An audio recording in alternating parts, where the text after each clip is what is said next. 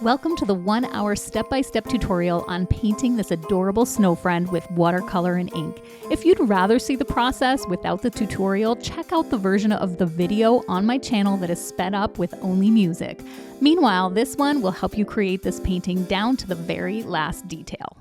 Let's jump straight into the supplies you'll need for this Snow Friends painting tutorial. First, you'll need watercolor paints. I'm using the Sakura Koi Watercolor Set with 36 colors. As a quick disclaimer, I just want to mention that at the time of making this video, I'm not affiliated with or sponsored by any of the companies mentioned in this video. If anything changes in the future, I'll have affiliate links clearly marked below. Feel free to use any watercolors that you already have on hand. The list of supplies and the colors I'm using can be found in the description box below. You'll need a pencil and eraser for sketching, and 2 small round watercolor brushes. Size 4 and 6 work best for this project since it's fairly small. We'll also be using a Micron 005 black ink pen for the embellishments. If you don't have this exact pen, just use the smallest, finest black ink pen you have. Ideally, it should be a permanent ink pen so that it won't smudge if you need to do any watercolor touch-ups over it. Additionally, I like to use white gel pens and several other colors for adding highlights and details. I'm going to be using the Sakura Gelly Roll Pens, but feel free to use any gel pens that you have. These are great for adding all those little embellishments like snowflakes or highlights in this project. I'm using 6 by 9 inch 140 pound watercolor paper, which is thick enough to handle the water without buckling, but for this project, we're not using a lot of water anyway. This size is perfect because it fits easily into a 5 by 7 mat for framing or gifting. I like to keep a mat on hand while sketching to make sure that the important parts of my painting stay within the frame of the mat. Throughout the tutorial, I'll also add the sketch of the snowman and the close-ups of all the little details right here on the screen so you don't need to print anything off. Everything, including color slides so that you can color match your paints, will be right here on the screen for you, and as well listed in the description box. So grab all your supplies and let's first get sketching. If you've got your paper, pencil, and eraser all ready to go, let's get started. I'm going to put up the reference image periodically on the screen so that you can look and sketch, look and sketch. This is a really great exercise. Let's get going. Now, I've mentioned that I keep on hand a mat, and the first thing I like to do is just give myself some little dots where I need to stay within that opening for my picture to be frameable. And so I put little dots in the corner. Now, if you don't have a mat, I'm also going to give a couple little lines here. If you don't have a mat, then I recommend just using a ruler and making yourself that 5 by 7 markings. I do this so that I don't have parts of my picture going out of the mat, especially if you do want to frame it. If you're making a card, just fill up the space of the card however you wish. Now, the idea here is to think in terms of shapes. All of drawing and painting is really just rendering shapes and proportions. And so with our snow friend here, you can see that there's a larger snowball on the bottom and it turns into snow that becomes the ground.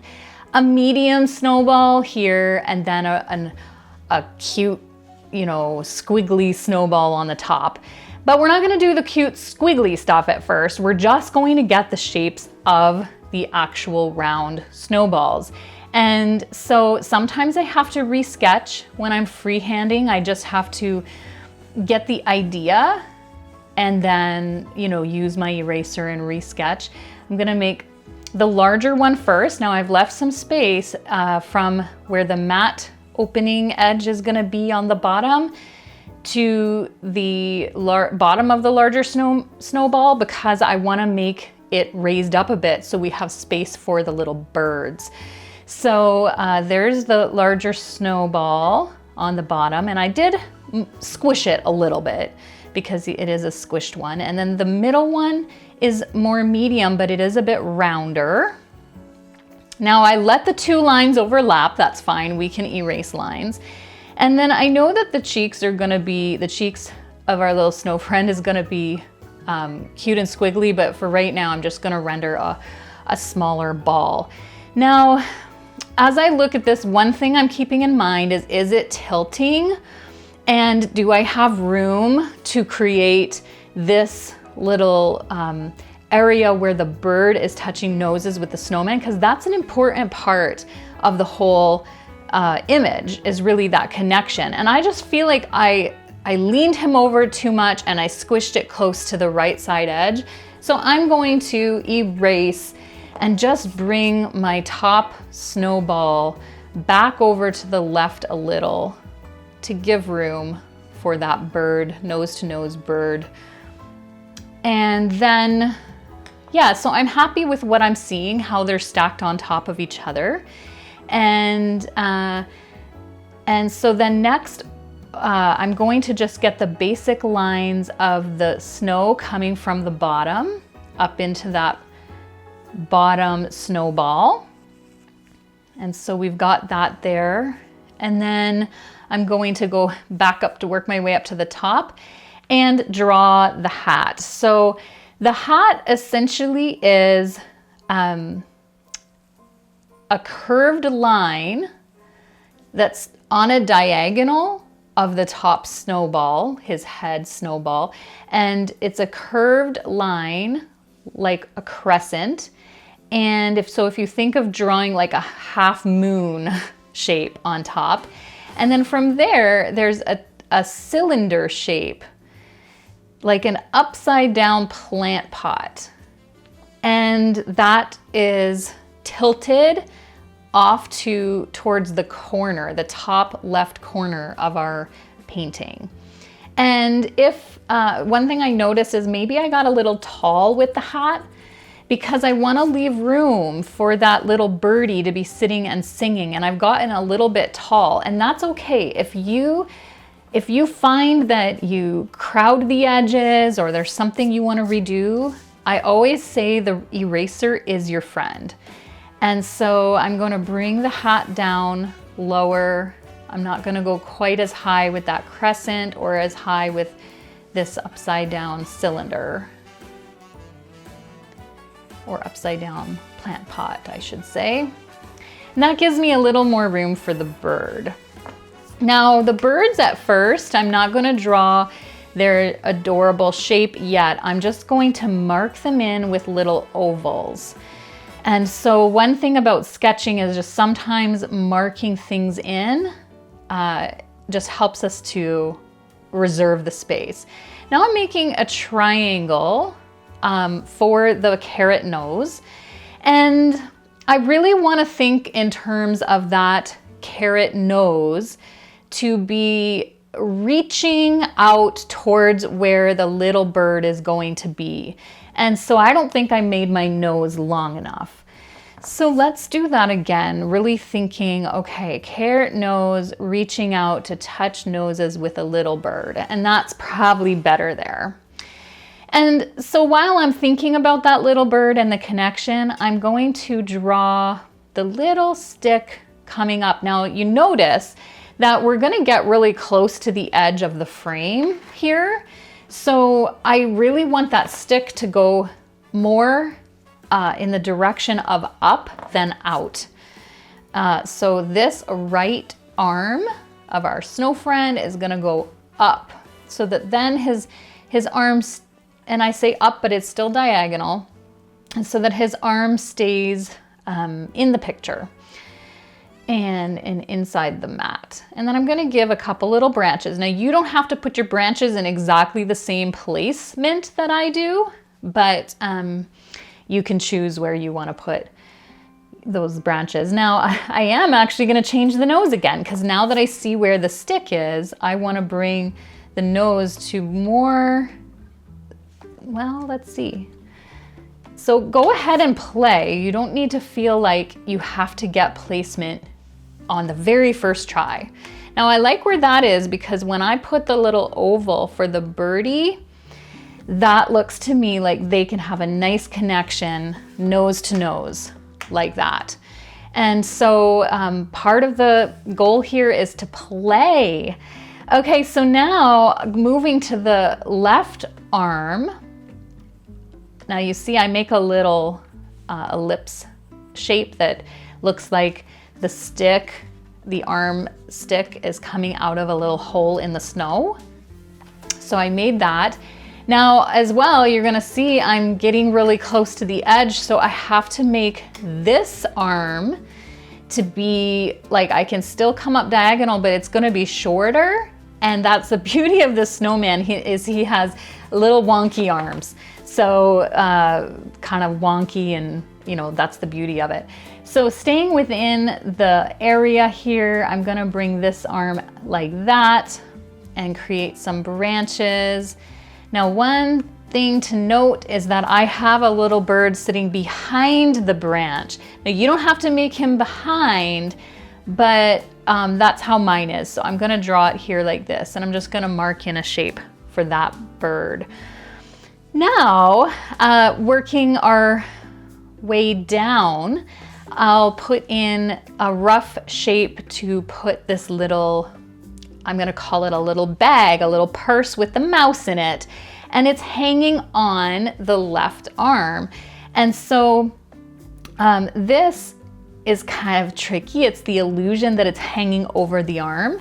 So the left part of the curve of the bag is showing on top of the branch, but then it ends and comes, like, you let the branch show on that right side, and it comes down like that, so that the branch intersects this right side spot and looks like the bag is going over the branch.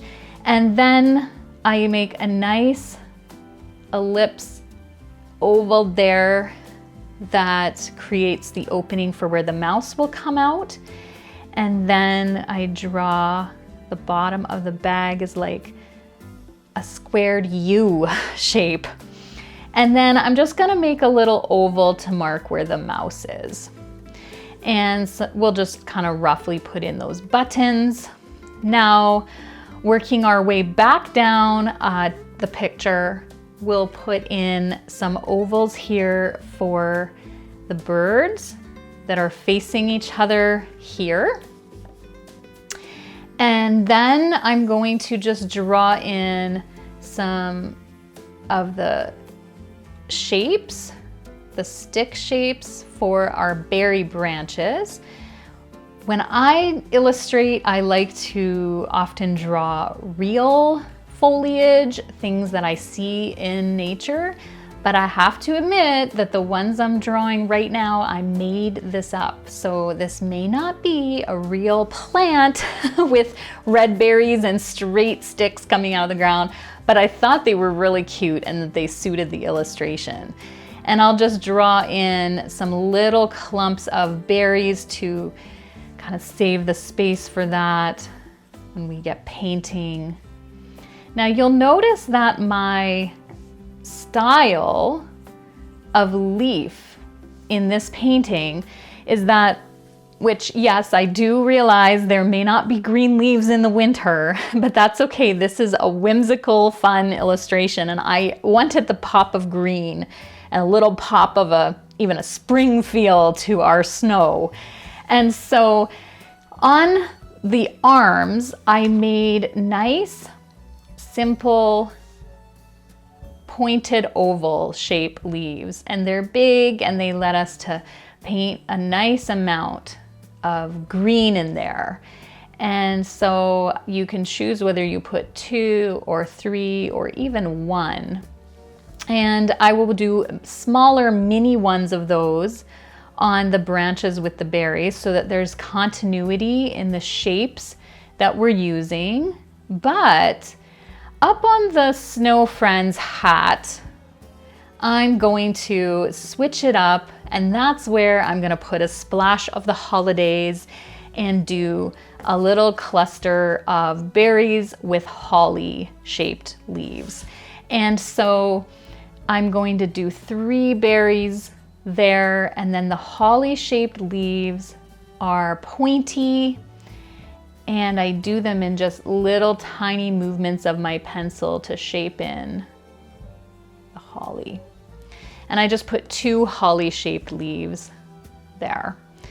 And then I will also jot in where his eyes are gonna go. Now I put the eyes quite wide. I think it gives character, and I put his grin, his smile, a little off kilter so that we see more of the smile on the left side of the nose than what we see on the right. And then just to give his face a little more shape, I come down from the hat, I make his cheek a little bigger, and then a little bit on each side to just give the snow friend some shape there. And you can play with that shape. And you can also play with the mood of his smile, because I want some room for that little pink cheek.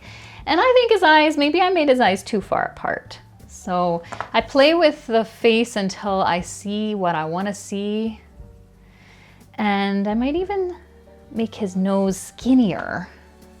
I know I've redone the nose a lot, which is actually, I think, a good lesson for you, because when students are beginning, they feel like they should sketch and paint the first time perfect. But I often find, this is why I say that the eraser is my friend, because erasing and resketching is a big part of the process. So, okay, I'll leave his face at that for now. It's really cute. I might bring it down a little there. And then we should probably sketch in the scarf, and then I think that we're done sketching. So the scarf, now that we know where the face is coming down, the scarf is, I start kind of behind his neck cheek area, and I bring the scarf to come right around his body, and then I put a little spot there, like it's not a circle and it's not a square. And I put that there to represent the knot. And then I bring down the scarf like that with another layer that tucks underneath. And we'll put all the little tassels of the scarf on when we do the embellishment. So what I want to do now in the sketching phase is to just put in a few of the details with our pencil, like the little bird heads, and mark in the beaks and the wings, and just a few details. Like we had marked in the birds with little circles and ovals, and now I just want to put a little tail on the birds. And then we can begin to erase the lines that we don't need. And you'll see now in areas like where we drew the hat on the snowman, his round head is still showing there. We don't need it to show there because we're going to be painting the hat. So I want to start to erase all the lines that we don't need. And that's a little bit of a tedious job. And it's one that you'll probably just want to stop the video and spend some time erasing nice and slow, making sure that you get all the unnecessary lines out.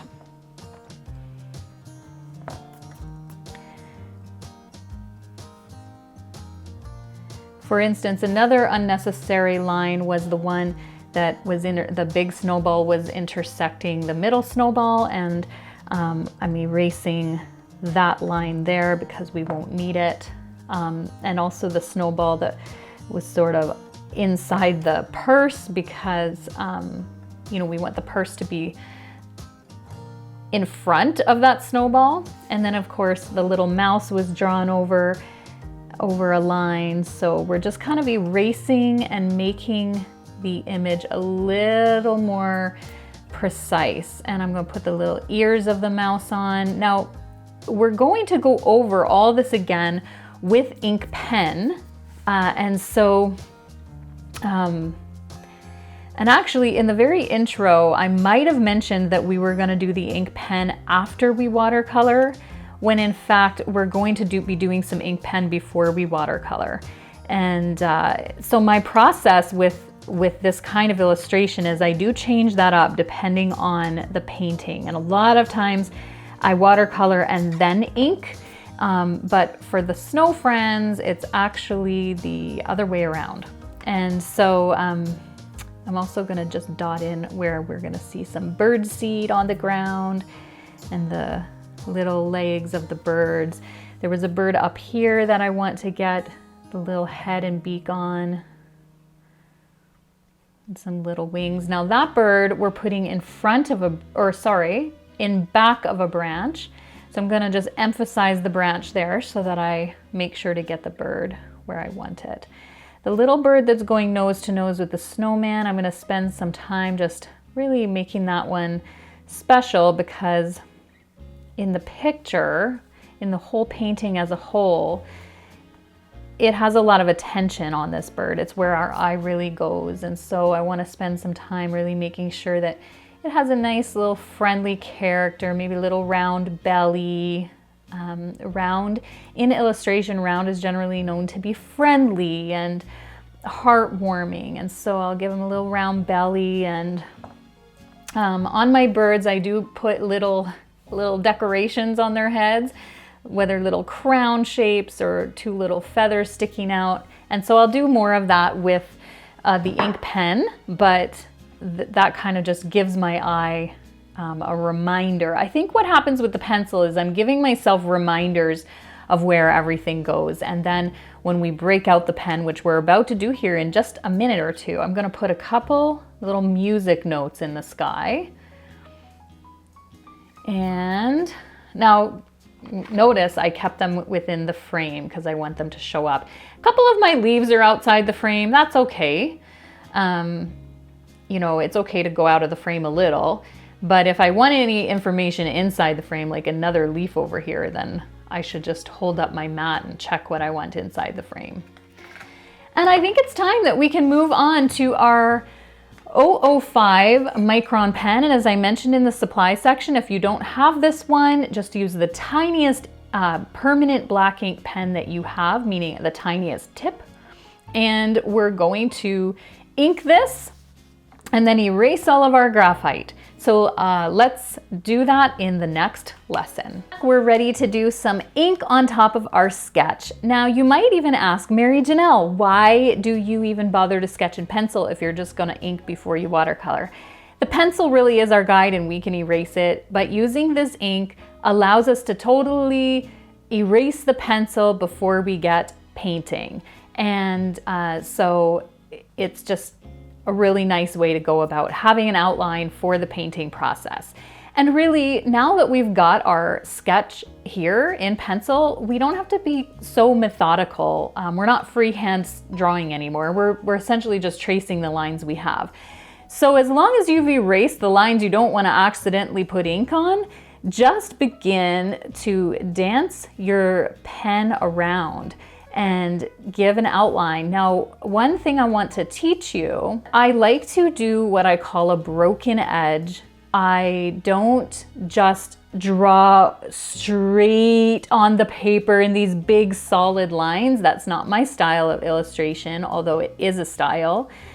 I break my line up. It's a little more delicate. Sometimes I'll make, like under the chin here, I'll make a pretty solid line marking out the edge of that scarf under the chin, but that's also where a bit of a shadow will go. So I let the pen intuitively dance around. I do small ink strokes. I don't feel like I have to outline everything perfectly. And in spots that I know there'll be a shadow, sometimes that, like maybe right here on the hat, I did do a full line, but now I'll just start to break it up. The more you practice, the better you'll get and you'll develop your own technique. And that is part of the goal, is that you would begin to automate your skills that you learn in classes and create your own style and flair. And so the more you practice this, like at first you might feel discouraged and you might think, oh, I don't seem very refined or good at it, but that's part of the process of starting anything. And so now I've moved up to the little bird and I'm just doing the ink outline of the little bird.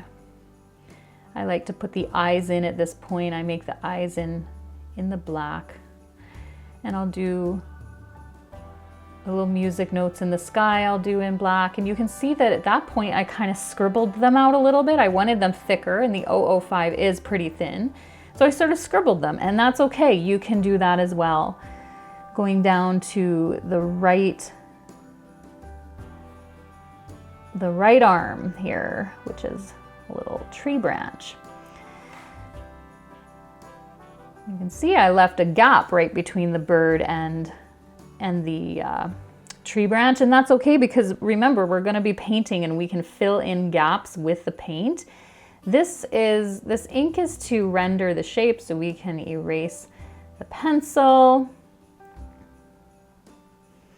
I'm going to spend a little bit of time here on this little bird, as I mentioned in the sketching section. It's a special little area of our painting where the snow friend and bird meet nose to nose. So I want that to look good. There we go. And then while I'm here, let's work on the snowman's face a little bit.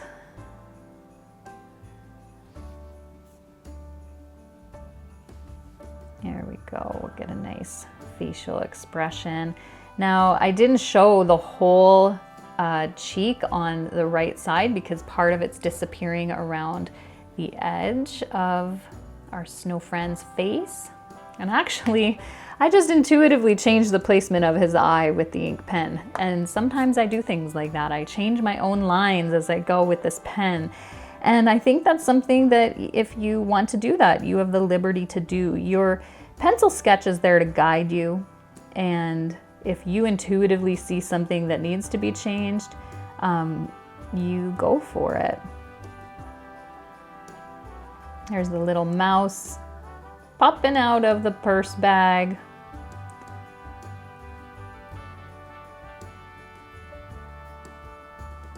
And then we'll make that handle, and remember that handle comes over top. On the left side, it comes over top of the tree branch, and the tree branch looks like it's going underneath. So you need to make sure not to intersect the spot of the bag handle that is on the top or the outside.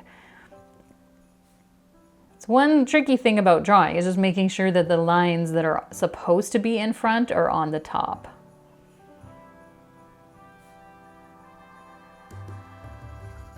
And then there's a little bird behind that small twig.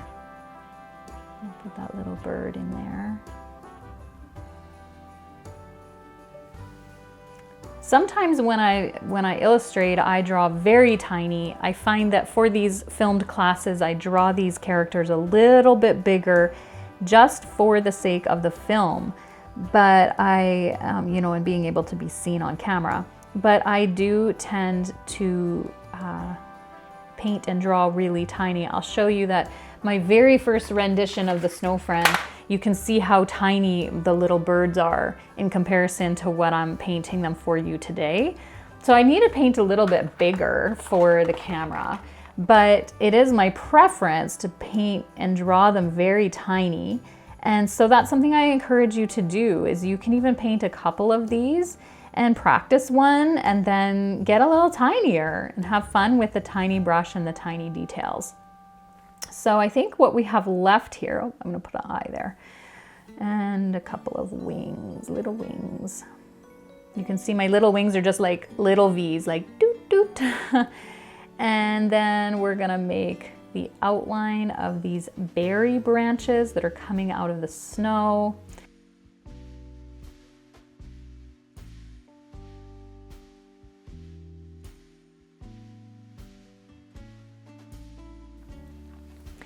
Okay, I see that I have all my ink marks done. Now I haven't put all the embellishments as far as tassels of the scarf and what you see for cross hatching and shading, but that's okay. That's where I mentioned we're gonna come back in with the ink pen again and the gel pens and do more embellishing.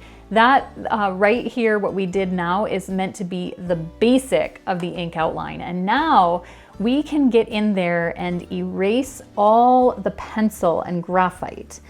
And the purpose of erasing this is so that it doesn't mix into the watercolor and make the watercolor paint cloudy or dark, because pencil isn't waterproof, so it would smudge into the paint a bit.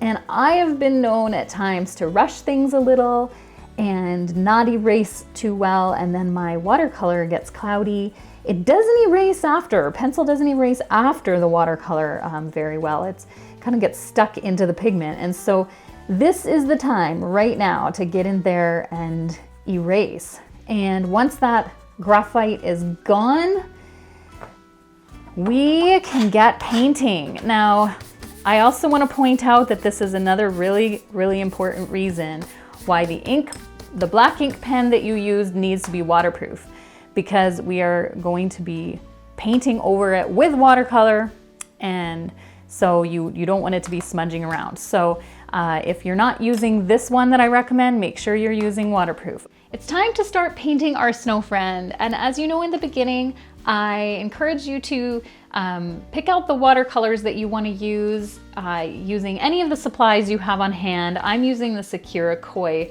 pan set of 36, and I've got my little watercolor brushes, and I also wanted to give you the tip that I keep paper towel on hand, and this is how I wash off excess water.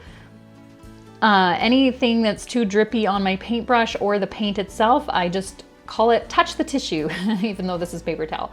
And then as well, another tip is that in the beginning of painting, I always do what I call wake up the paints, where I just put a little bead or dab of water on the paint pan and just let that water soak in so that the paints are ready to paint with, like they've had some time to soak and they're ready to paint with. So I call that waking up the paint.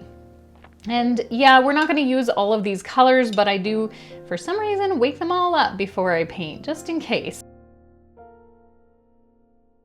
Before we get painting, I do want to show you that for the most part, our snow friend is using the white paper to be the white snow. But since snow also has shadows and it also has color, we use a very light blue to be the shadows and the blue of the cold snow. Now, blue is a cool color. On the color wheel, it's known as a cool color, which means it has that cool tone, which lends itself very well to being the shadow color of, or the hue of snow. So we're going to be using light blue for the snow, but the main bulk of the snow is going to be the white from the paper. And so I'm going to start out painting by just getting a very light amount of this blue on my brush. I use the white palette here to sort of smear it around and make sure it's the tone and the color that I want. And I add more water if I want it to be lighter and more watered down. And I let that just really soak into my brush. We're gonna be using the wet on dry technique, which basically means we have dry paper and a wet brush. And the very first areas I wanna draw your attention to in our sample is that we're gonna have some light blue paint under all the areas of the snowballs and under the ridge of the hat to create a shadow, a little bit on the cheek, and kind of keeping to the left bottom of the painting. And so let's just go and put those areas in. So we're gonna go underneath this middle snowball, and I let my bristles of the brush bend a little. I'm gonna come back around there, and then I'll just kind of put a little bit of blue here and there. We want a little bit of blue under the birdies because that's where a shadow would be. And I kind of let my brush dance around a bit. We'll drop a little more paint into that. That's called a wet on wet, where you drop more wet paint into a wet area. And then coming up to underneath the scarf, we'll put a little bit of blue under there. Keeping in mind here, this is a very light blue and it's also very watered down. It will dry lighter than what you're seeing on the film here. But the idea isn't to really show blue, but to create the illusion of a shadow. And so we're not looking to use a very noticeable blue. Now, any areas I'm getting my brush washed off there, and any areas that I notice are a little bit too harsh of a line, I'm gonna just go in with some water on my brush and just soften the edge of that watercolor line, and wash my brush off again, touch the tissue, and just soften the edges. And then that makes it to be a little more blended. So there, I'm happy with the shadows of that snow. We're gonna enhance them again with ink at the end, with some ink shadowing. And now we're going to use, let's see here, I'm gonna go into with the purple of the Snow Friend hat. So let's do the purple there, which is just this purple violet. And once again, I put it around on the palette here to make sure I like the amount of pigment mixed with water. And when I am happy with that, I will go right in and fill in just all the area, wet on dry. And I'd be careful here to not blend, or sorry, to not put my paintbrush into the blue. I'm making a really strong line there, because if I go into the blue paint that is still wet, it will just run and turn purple in that blue. So I'm being careful to not mix my brush into the blue paint right now. And then I'm going to put more purple pigment onto my brush, and I'm going to drop in wet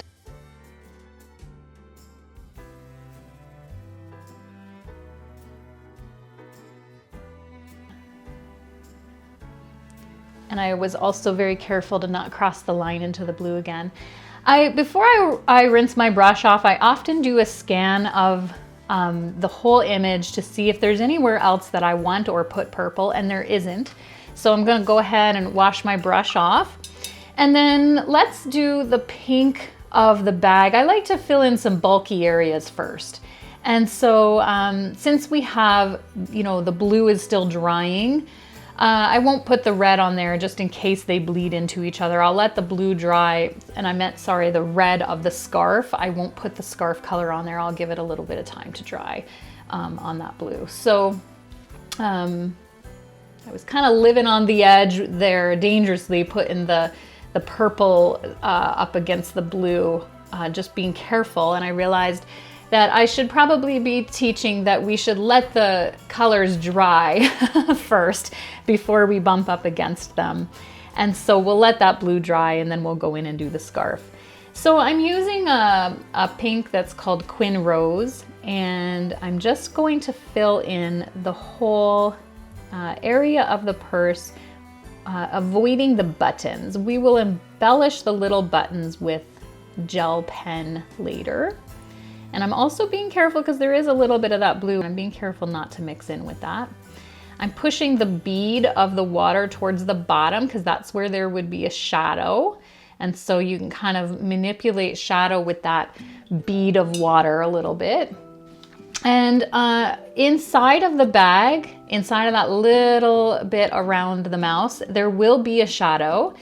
We could go in and drop in some darker pink, but I'm actually going to use my fine ink pen a little bit later and just do some cross hatching in that space. I'm also going to use the pink, a little bit of the Quin Rose here to enhance the little strap of the purse. There we go.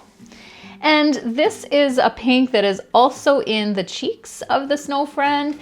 So let's put that in there now while it's on our brush.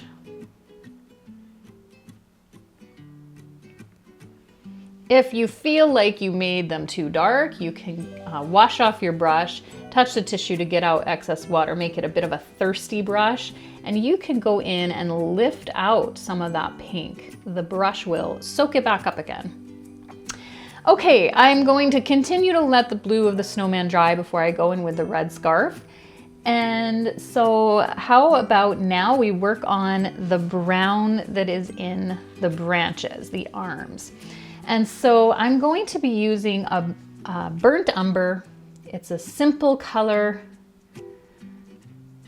very simple brown. I use my palette to just make sure I like the amount of pigment and water.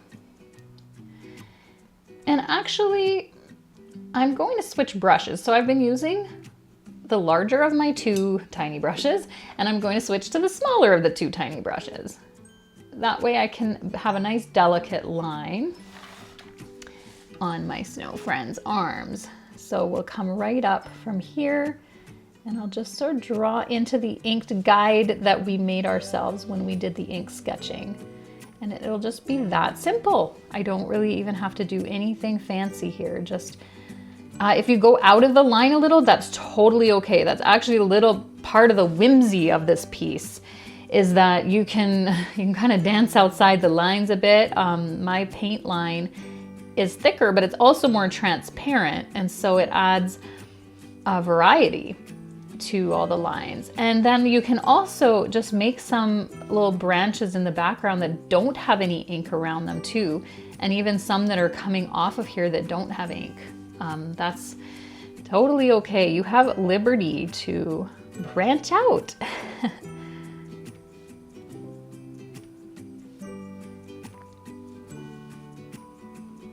And then we will switch colors. So washing off that brush, and I'm going to switch to a nice permanent pale green. This is a nice springy color, which is different to put into a winter painting. But I just was really drawn to this design and the idea of having some life in our snow friend painting, and a little reminder of spring. And so I'm gonna go and dab that into all the leaves we made ourselves. If my brush runs out of the pigment, you can just grab a little more from the palette, but I just kind of use what's on the brush as much as it'll allow. You'll notice I didn't like perfectly fill every bit of the leaf. The leaves tend to look a bit sparkly if you leave some of the white paper showing. And I just don't worry too much about being outside the lines, and sometimes I make leaves that aren't even in any lines.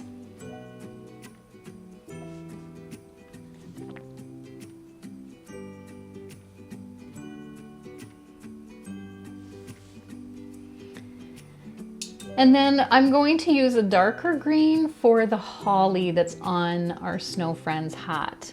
And that just accentuates it a little and makes it look like, yes, this is a different foliage here. And I just dab that in there with the very, very tip of my brush. Now, I do believe that our blue is dry now, and so I'm going to change brushes to the larger one. Put on some cad red onto my brush and go in and paint the scarf. Now this is where we're gonna have fun later, putting white polka dots on this scarf using a gel pen. It really brings it to life. But for now, we'll just get the base of the red filled in.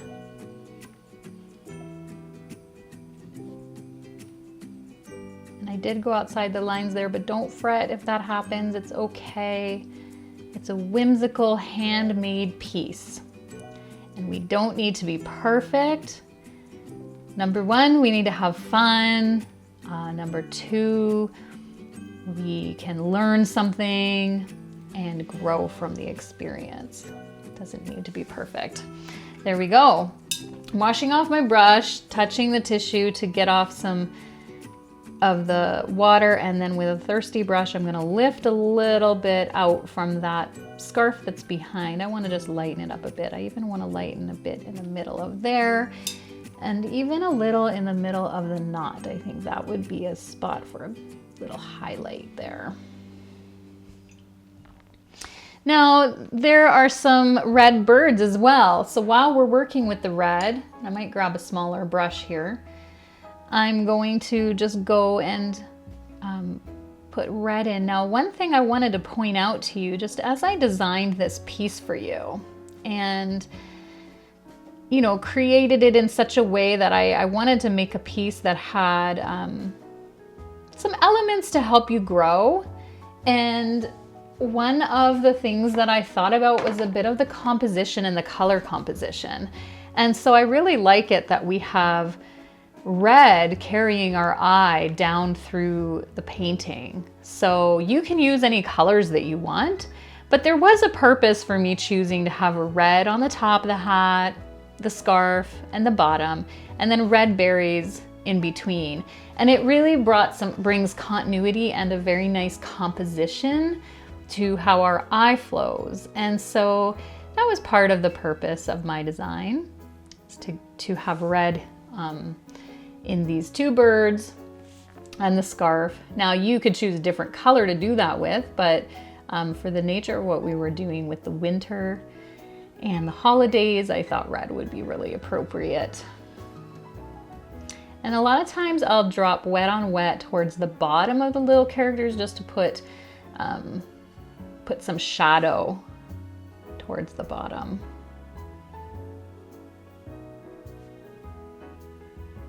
There we go.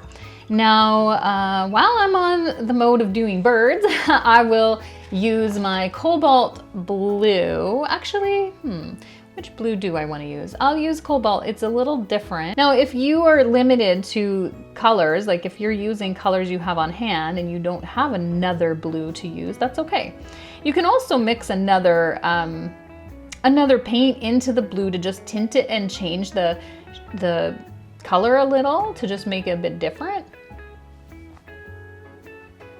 If you want some variety, or you can just use it the same, use a different shade of, make it a little darker. So I'm making 2 blue birds.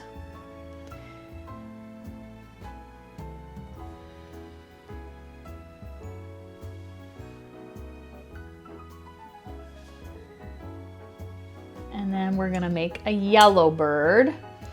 Make sure that brush is really cleaned off before going into the lighter yellow. If you accidentally cover up, like the yellow kind of covers up, it's a bit opaque and covers up our eye and wing, I can enhance them again later. Is there any other yellow? Nope, that looks good. Okay, so we still have the mouse and the carrot nose, and I almost forgot the red of the berries. So we have those little details, and then we'll move on to the ink embellishments. Okay, let's finish up our painting with finishing the nose, the mouse, and the berries. So I'm going to use a little orange on my smaller brush, go right into the carrot nose of the snow friend. Now, in order to make my little mouse appear to be gray, I'm just going to use the smallest amount of Payne's Gray. You can choose a lamp black, and I'm going to really water it down, really watery, and it's just going to be a barely hint of pigment in that water, and we're going to go in and just make the little mouse to be gray. And then I'm going to put some more red on my small brush and go and make all the berries, not forgetting about the berries on the snow friend hat. Now, if this is quite dark and thick, I'm going to just go and lift a bit of the color back out. I just noticed that my cad red was really thick on my brush, and I don't want them to be too dark red.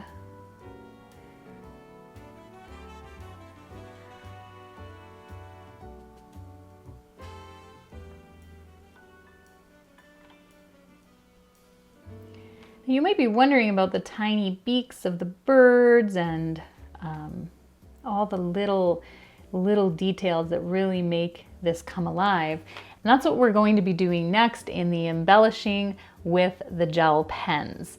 So if you feel that you've finished all the watercolor parts of your painting, we can move on where we ink embellish. And now comes one of my most favorite parts of illustrating, is the final embellishments. I'm going to be using both the gel pens and the Micron 005 to do a few more finishing details. And one thing that's really important to make note of is that you really need dry watercolor. So by now you should have let your watercolor dry, and so the gel pens won't be smearing, the ink won't be smearing. And I have a variety of colors. You can use any that you wish. If you don't have gel pens and you want to try using a different art medium to make embellishments, that's, you know, you go for it. You have the freedom to do that. I'm going to go in here and make some of my final ink embellishments with the black, including the tassels of the Snow Friend scarf, which are just wiggly little lines. I'm gonna just look around and see, okay, I want a little bit of cross hatching inside of where the arms are coming out of. That looks like there's a hole in the snow. This side I didn't even put that, so I want to put that and make it match a little bit on the other side. And my eyes are just scanning around looking for little spots that I can make detail embellishments. I have a curved lines on the carrot nose to create sort of the round, the look of it being round. I actually think I want my snowman's eye to be a little bit bigger than that. And now I'm gonna start adding in just little stems to the leaves, a little bit of tiny scribble shadows under the, you know, any area that I feel like has texture. So one of the marks of my illustrative style really is this kind of scribbly look. So anywhere that I want to go in and make a bit of a shadow, I just use this tiny pen and just scribble and cross hatch. So for a cross hatching example, I'll go into this shadow here and show you that I'll draw lines one way, I'll draw lines another way, and I give a little bit of scribble. If the area that I'm emphasizing is curved, I make my lines of the crosshatch curved as well. And this gives a bit of a rustic, weathered look to our snow friend. Underneath these little birdies here, I'm gonna create a bit of a wiggly line that looks like they're standing on a little mound of snow. So now is a good time to add in little details like that. If I want to give them a scribble shadow, I just go like this and then they have a bit of a shadow. I'm going to go in to the buttons and emphasize the edge of the buttons and then put little tiny dots. They're microscopic. And then working my way back up, I'm just kind of scanning over to see, okay, I want to put some little veins into these leaves. So it's just essentially a tiny curved line. And it just adds a little character. Speaking of character, let's just add a little bit of detail onto our little mouse. Emphasize that tiny tail. I haven't given him any arms or anything. I might just give it a little arm there. And let's see, I think that covers it with the black ink pen. And now I'll grab my Gelly Roll size 10 white gel pen, and let's do the dots of the scarf. This is really fun to see all the little dots and highlights come to life. Other places I like to put some white dots would be a little dot in the eye to create a highlight. And I think that's it. Maybe some little highlights on some of the berries that are like the darkest. I might put a little dot of white on them to just bring some interest. Got to highlight, there we go. And then let's switch to, which color? The pink. I'll put a little pink nose on the mouse and I'll put a little pink inside the ears. It's amazing what these little pops of color will do. And actually, I think I'll put a little bit of pink. Which bird wants some pink? There we go. We'll put a little pink on that guy, maybe a little bit there. And then maybe we'll do yellow on this one. And then the blue bird, Up here, we'll give a little bit of... I notice now that I'm coming back around that I didn't give that one an eye, so I'm gonna go grab my black pen and give an eye. And while I'm doing that, I'll enhance the eye of the yellow bird. And let's give this yellow bird a little bit of pink on the feather, the top feather. And then I have this orange that orange jelly roll that I love to use for bird beaks. It's a very bright fluorescent orange, and it just kind of has a pop to it and really brings their little beaks to life. And let's see, maybe I'll put a little bit of that orange in these buttons to just tie it in. And I'm looking at my creation and I feel like it's done. Sometimes with these tiny detail paintings, I'll notice something, you know, I'll turn away and then look again and notice, oh, I forgot this little crown here on the top of this guy. But sometimes that's fine too, to have a blank spot. It's okay. Look through the finished product with your mat and then make sure to get your signature inside the mat opening. So I'll use the tiny Micron pen again. And the reason, I mean, we want it inside the opening so that when you frame it, your signature is showing and not getting covered up by the mat. And there you go. You made yourself a snow friend. I hope you've enjoyed this class. It's been such a pleasure sharing my process with you.